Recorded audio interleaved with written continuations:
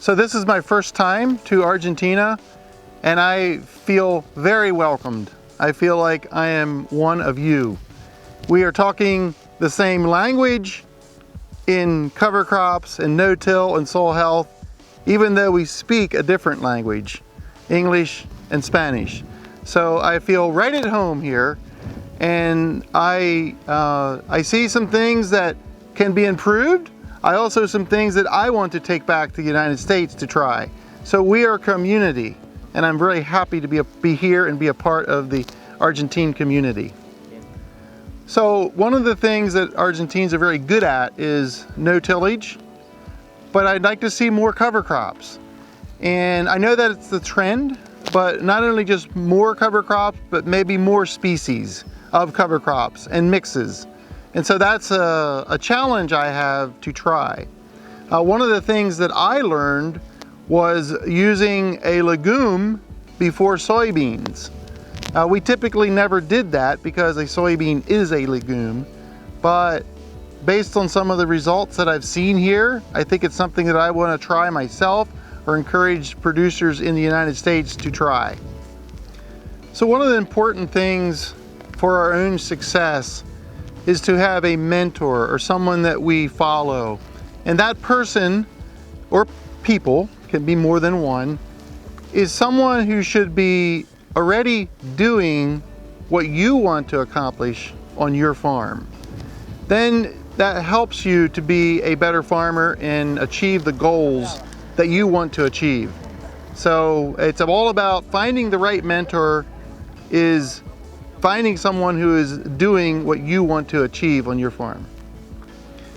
You may ask the question, why do I need to use cover crops? I'm already a no-till farmer. We know that's good, but cover crops has a role because we're trying to mimic nature.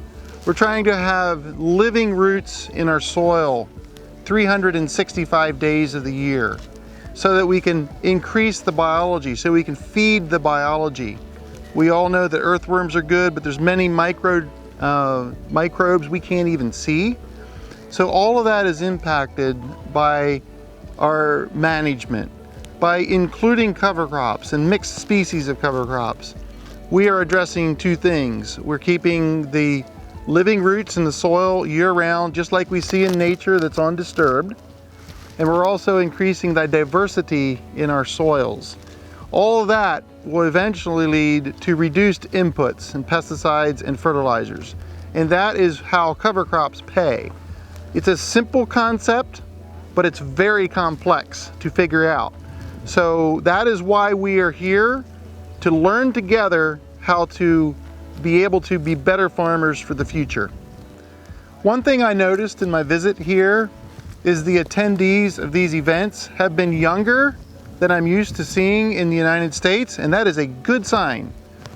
The opportunity we have with managing biology is relatively new, and I think that newness can encourage young people to be a part of this, because I believe if we learn how to manage the biology, we can farm with less inputs.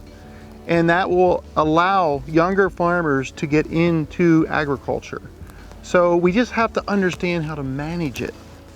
And so I've been encouraged to see the age of the people attending these events to be younger than what I experience in the United States.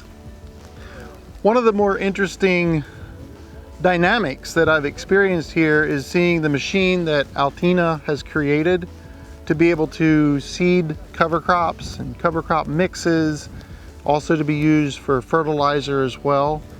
I have seen some other machines like this in the States and around the world, but this one seems to be doing a very good job of being able to meter the seed out from very small rates to very high rates.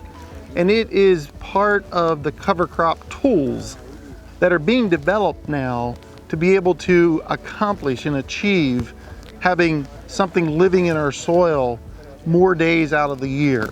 So I'm just really happy to see this, and I know it's kind of a learning curve to continue to learn what it can do, what it can't do, but now we have an opportunity here with technology, with machinery, to be able to make our biology work better for us.